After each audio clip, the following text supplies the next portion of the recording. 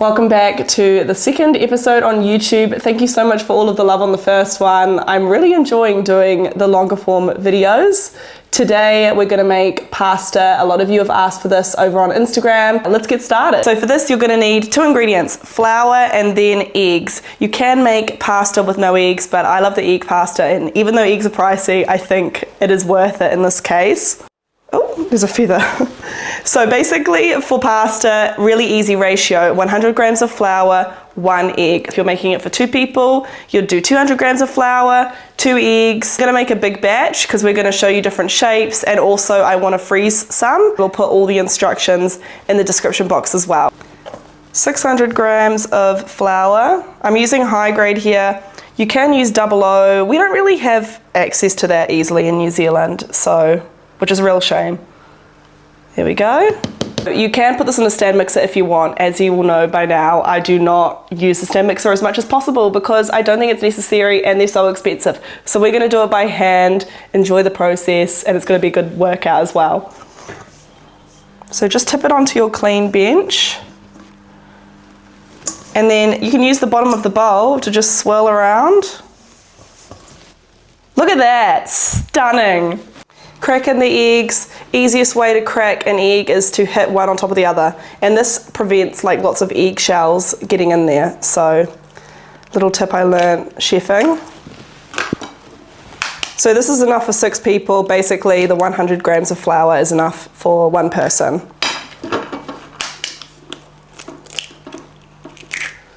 I cannot believe the price of eggs though, it's outrageous. It's so upsetting. Oh no. I'm going to use a little fork to just sort of whisk the eggs. Also, I would like to say that even though I'm no pasta expert, my partner is. He's an Italian chef and I got this recipe from him. So this is approved, right? Italian approved. There we go. Italian approved. And basically as you stir, you just want to bring in a little bit more flour and just keep stirring it in. So pick up a little bit more flour, whisk, whisk, whisk, a little bit more flour. Try not to like break the well of, you know, flour, because otherwise it's just going to go everywhere, but don't worry if that happens as well, it's completely fine. I feel like I should catch you guys up because I'm not used to doing long form videos, but basically the last month has been good, but I've just been crook. I think I've had the flu, I've had COVID, I don't even know what's happened to me. So you can hear it in my voice, I definitely still don't feel 100%, but at least I don't feel like super crook. And other than that, I've just been posting heaps. We moved a few months ago. We used to live in the city and now we live in the countryside and we're so in love with it. I think we enjoy it more than we even thought we would. So I'm just being a hermit at home like that. I just love home. Yeah, and eggs we should try to get them from the neighbor. Huh? The eggs. Yeah, we can get eggs from our neighbor. Yeah. We should do that. We should do that. Also, please let me know whereabouts in the world you're from, because ever since my page grew a lot, which happened like a couple of months ago, I had up until that point maybe 40,000 followers, which I was still so impressed by, and then it just went crazy, and obviously my like demographic changed a lot, and I got a lot of people from all around the world following me, which is so cool. So let me know whereabouts in the world you're from, and I'd just love to hear that because it's so cool now. That's my favorite thing about social media, even though it is kind of toxic in some ways. I love that it connects people from all around the world and you can learn, and also you can create a career for yourself without sort of having to go in the conventional way. Because I don't know if you guys knew, but I really wanted to be doing stuff like this and writing, and I applied for like so many jobs. Never got in, but this allowed me to kind of carve my own career, so yay for that. That was such a tangent. I went on so many topics then.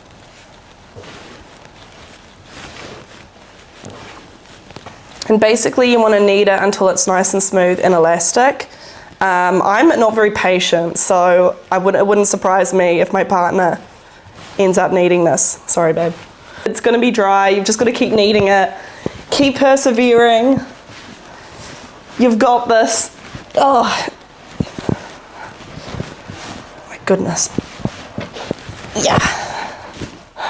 Wow, I thought. Of course guys, if you do want to do this in a stand mixer, you can. But I feel like when you make homemade pasta, you know, you're not doing it for the convenience. Like pasta you can buy from a packet, it's so cheap and it's super fast.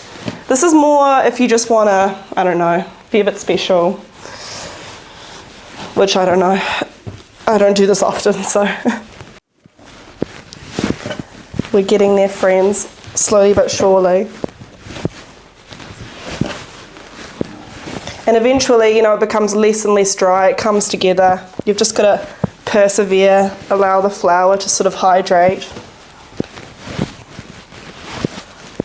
Now though, my God, my arms better be toned after this. She's stunning. Maybe she could be a bit smoother, but honestly, we're not going for perfection here. We're just going for having fun and making pasta. Right now, if we were to roll this out, it would be so tough. I don't even think you could. It would just spring back and the texture wouldn't be right. So resting is so important. Easiest way to do it is either to pop it in a bowl, wrap it up, or just pop it on the bench like this, pasta bowl on top. And we're gonna let this sit for how long do you think? For 20 minutes at least? Yeah, 20 minutes. Go have a cup of tea, do whatever you want to do, and then we'll come back in 20 minutes and we will roll it out. I'm gonna add some in. Also, I just thought while the pasta is resting, I'm going to show you some of the garden because a lot of you ask on my Instagram about it. So let me show you. We've got these two big veggie boxes. This one we haven't filled yet, but this one, we've got some different leafy greens in there, silver beet, lettuce, and then I think these are beans. I must admit my partner does most of the gardening. I'm just the creative director. We've got all of these bonsai trees that are in the making. This is Orion's hobby as well. This one looks terrible, doesn't it? I mean, not in a mean way, but it looks like it's, I don't know, Frankenstein vibes. Got all the strawberries being planted and a little lizard there. These are the first flowers that bloomed. I think that they're like mini daffodils or something. I'm not sure, but they're all around our house. These I love. These are the most beautiful little flowers for the little vases that I have inside. I don't know the name of them, but if anyone knows, please do let me know. And then this is Orion's seed collection, which you're very proud of, right? Yeah, lovely seed collection. We've got all of these chilies on the top right. These are chilies. Oh, and we've got some random stuff too. And then flowers as well. Pink cornflowers, coriander. I just do the labeling, basically. We've got a big honeysuckle here, fig tree, more flowers, and then this is the flower box, which I'm so excited about. We have lavender, this is a rose, and then that's a little peony that's growing up. I hope that blooms this year. And that's an artichoke, right? Yes, it is. And then this table we built last year, so that's pretty cool. I love it. Look how awesome it is. This has been resting for quite some time now. It's nice and soft, as you can see. We have our pasta roller set up. We also have our clothes horse, which we're going to use to dry the pasta out. So if you have one of those, you can use that. Otherwise, any sort of contraption where you can dry the pasta out will work. I'm going to divide the dough into 6 pieces. This is going to make it easier for us to roll.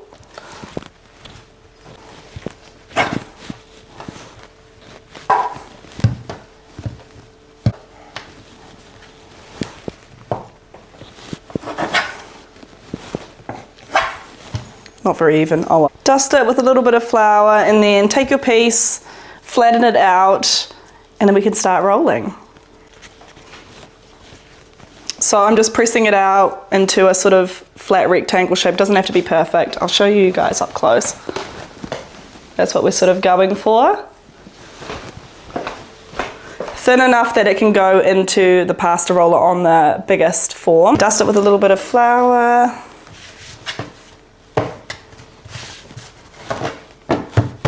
Let's try.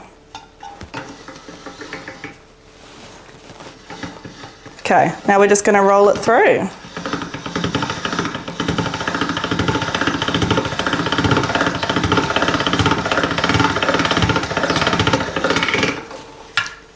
So then once you've rolled it through, we're going to take each piece and fold it in. Fold it over. And we're going to roll it back through on one again.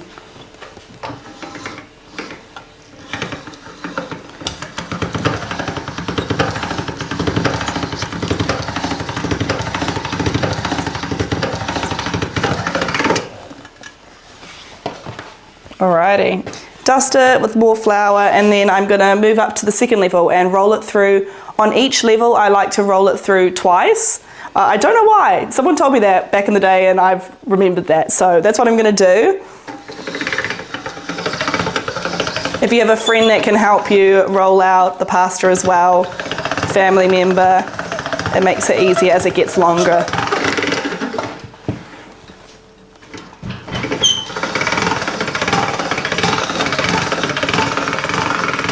Should make fresh pasta more actually. I do really enjoy the process, but it definitely takes time. We're definitely going to have to mop after this. So just keep rolling and rolling. I like to take it to like level 7, level 8. You can go thinner than that if you want, but I kind of like when the pasta has a bit of bite.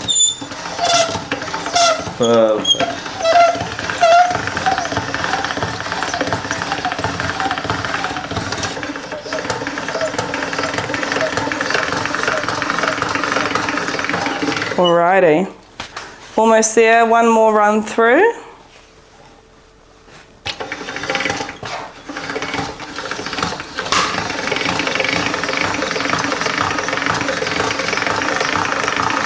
And the key here really is just lots of flour. That's super important, otherwise it's going to be all sticky and it's just not going to be fun at all. So we have our first sheet. I'm just going to hang it up now to dry. We have a clothes horse because that's what we have and it's going to work. Actually, I might hang it like across so it doesn't break. What do you think? Perfect. Nice. And now we're just basically going to repeat this with the remaining pasta, play a TV show, have a glass of wine. It's going to be a process, but...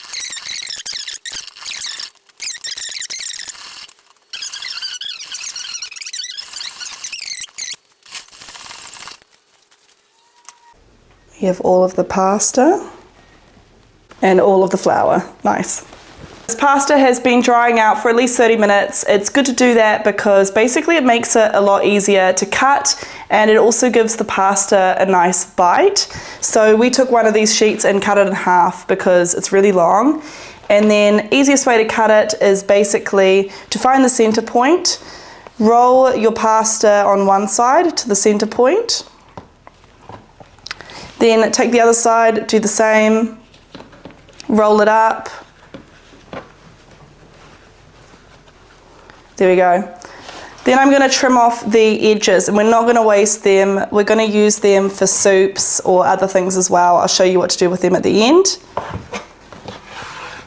And then basically you can cut it whatever size you want. I'm going to do like tagliatelle. It's not going to be perfect, but kind of thick pasta. Don't worry if it's not perfect, it's completely fine. And try and keep it kind of all together. And then you're going to take your knife, put the knife into or underneath the pasta, and then you want it to hit the middle, and then you're just going to pull it up like that. And there we go, your pasta. It's like here. And then you're just going to turn it into a nest. I don't know how to do it properly. It's okay, just pop it on the tray in its own little bundle. So we find the center point, we roll up one half to the center point. You do the same with the other side.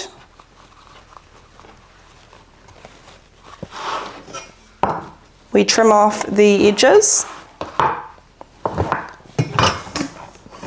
These can go into our bowl. Cut into your pasta.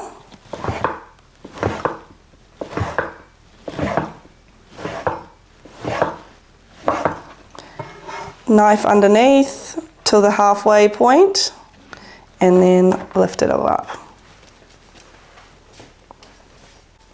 Take the pasta, just be careful when you do this obviously because it's a knife, and then twist.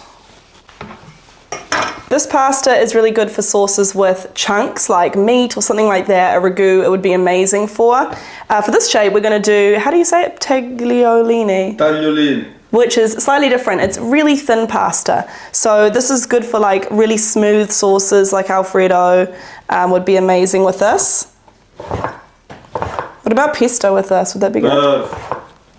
So as thin as you can possibly cut it. And of course you can use the little roller shape in your pasta machine, but I think this is more fun.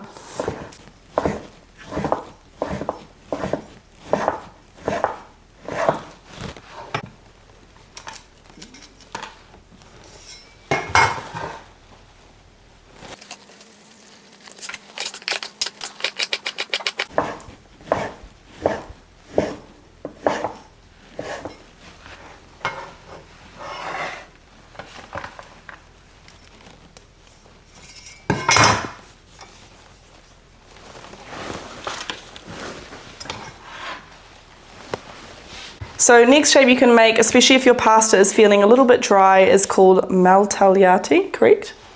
I got a thumbs up. Correct. So basically what you're going to do is cut your pasta sheets into kind of squares. So I'm going to cut each one into 3.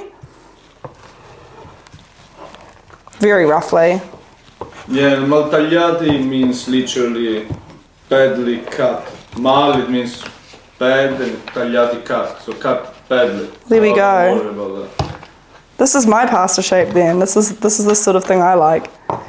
And then you're going to cut lengthwise down straight.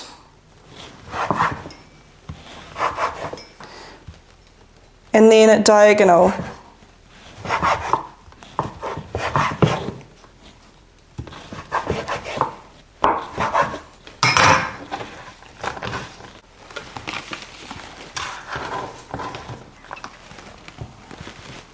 So the rest of these sheets, also because I'm feeling a little bit tired, I'm going to turn into lasagna sheets. So super easy. I'm probably going to store these in the freezer, and then this weekend, when I have time, I'm going to make a lasagna.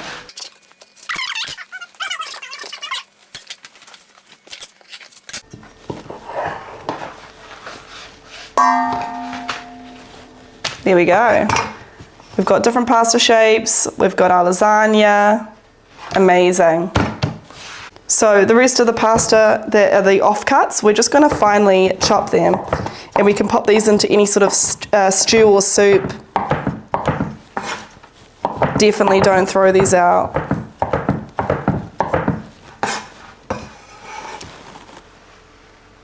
And there we have it. You've got your pasta dough and all these different shapes that we made from it. It looks like we're having pasta basically every night for the rest of the week. I really hope that you guys enjoyed this video. And if you're looking for the instructions for how to make this recipe, they're going to be all in the description, as well as any tips and tricks. And if you haven't subscribed already, please do. I really appreciate the support. Like, share, send it to your friends, whatever you want to do, I will greatly appreciate. Okay, bye.